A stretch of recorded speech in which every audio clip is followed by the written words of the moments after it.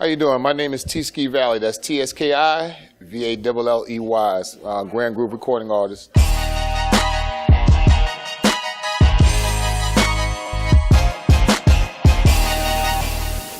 Well, basically, I used to come to a lot of park jams, and you had the Funky Four. It was just the Funky Four back then. That's when Raheem was actually with Breakout and Baron. And they used to do a lot of park things in the park. And the vibe that we had here, because it was the Bronx was kind of burnt down. It was ruins, and that was our outlet. You know, we just had fun. We didn't do it for money. It was just something that we did. And when I saw Breakout and Baron, and then I saw actually Lovebug Starsky MCing and DJing, I knew that's what I wanted to do. I started off as a DJ, and I DJed for a while with a group called the Erotic Disco Brothers. By doing that, I started MCing while DJing, trying to imitate Lovebug Starsky and what Hollywood was doing. Then I got with Kool Herc in mid-'70s, maybe '78. I became a fly boy for Herc, and then started to MC for Herc as a group called the Fly Force with Mercury, Shambu, and myself. From there, I went back to DJing with AJ and Busy B. After that, I got with a buddy of mine called Brad Osborne, and I told him I'm an MC. I could do this rap thing, and he said, listen, because he had a record label called Clock Tower. It was a big reggae label, and I asked him for a job, and he said, yeah, you know. A couple of months went by. He said, okay, I'll give you a job. I thought it was going to be MCing, but it was actually a job in the basement, cleaning, picking out records and stuff. So it wasn't what I was looking for. And then I finally started producing other groups, Imperial JC, the Just the Four, and the Chapter 3 MCs. And we used to work in Bob Blank Studios. And at that time, we were doing something called Girls of the World for Just Four, and we did Smurf Track, Real Rock and Groove for the Chapter 3.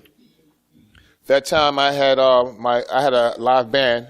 And I wanted something like Heartbeat, but not exactly Heartbeat. So Wayne Bradway, the writer who wrote You Are My Lady for Freddie Jackson, Rock Me Tonight, that was actually my keyboard player. And Blinky Bryce, Barry Eastman. Barry Eastman is the writer of Anita Baker and all these guys I was talking about. But I started doing that, and then I just asked him to play something like Heartbeat. And as he was doing it, I just started MCing to it. I had nothing written. And when I ran out of words, I just said, catch the beat. And I went through the whole thing, 9 minutes, I believe the song was, 9 minutes. And I spelled groove wrong in the song, but I didn't find out till later after it was mixed and we had a mother stamp done. And I spelled G-R-A to end the D, G-R-O-V-E, but it's supposed to be G-R-O-O, so I left that out. But we never took it out. And at the same time, I mean, it was the experience. The record didn't sell in 1980, but I was just excited to be in Bob Blank Studios because they had Randy Muller from Beats Express. They had Fonda Ray was doing Over Like a Fat Rat. They had Mystique doing Push in the Bush. You had Sky doing Call Me. So, I mean, it was like a lot of, for me being 18 years old, that was just a lot for me to see, you know, and it was a good thing, you know. My mother, to her, it was noise. It's like, it's noise. This is not gonna happen. You know, when I first started doing it, she said, and then, you know, I was breakdancing, so I said, my mother used to tell me, I never seen a guy go to a store and buy new clothes to be breakdancing all over the ground in. You know, that just didn't make sense to her. And now that I think about it, you know, it doesn't make sense. But as Catch the Beat came out and it got a little bit more popular, my mother became my manager. So she was more on board to it with that. So yeah, she kind of adapted to it, and my brothers took to it, you know. Turntables, actually, I never owned a set. I got with somebody who had a set. But we had a mixer that we got from Radio Shack, and it took a 9-volt battery.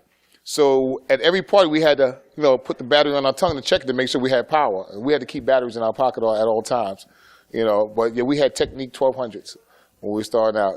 Yep. Well, I didn't really have to go to a label to get signed because we started a label. And my biggest challenge was just trying to get somebody to listen to the song. I mean, you couldn't really, in an independent label, you really couldn't get it out on on the radio back then. They wasn't playing it unless you were Sugar Hill. You know, Sugar Hill was getting a lot of airplay. And then she had, Sylvia Robinson had a great lineup. She had the Funky Four, she had the Crash Crew, she had Flash, in the West Street Mob, Sequence, Spoonie G. So they kind of bombarded that airwave. And then when Catch the Beat came out, you had all these different heartbeat MC records coming out. Once Catch the Beat came out, I was like, oh, this is it. But I was shot down when I heard the Treacherous 3 heartbeat. That was a beast. And my man Punkin, rest in peace, played the drums on that.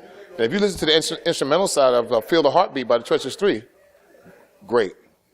You know, I'm just glad that my song lasts as long as it did. I meet more people, and I get to talk to kids of the difference about hip-hop and rap. There's a difference between that, hip-hop and rap. And I'm on a bigger form where people might hire me to do something in Columbia, South Carolina, where if I was just grounded here, I couldn't go reach out and talk to people in different countries or different cities. You know, I talk to them about, like I said, the hip-hop thing. I also do something called band Holler Back and Restores to help get nonviolent felons to get back their rights so they can vote, driver's license, and work. And then we have something called Ban the Box. When you fill out an application, we shouldn't have to check off something and say, are you a felon or not? If you did your time, you should be able to go back to work. Very approachable, a good guy. I mean, I don't need bodyguards. I mean, you can say, hey, can you come to my party? Your kid could be 5. Yeah, I'll come and catch the beat there. I mean, it's not all about money sometimes. It's just, when you go out, it's about making friends. It's like I said before, we did this for fun. I still do it for fun, but now people get paid to do it. I don't ask for a lot of money to do it, but I just do it because this is what I do and I enjoy. I'm in my 50s now and I'm still out doing it, and I'll be doing it until I'm in a hover round, you know? So this is what I love.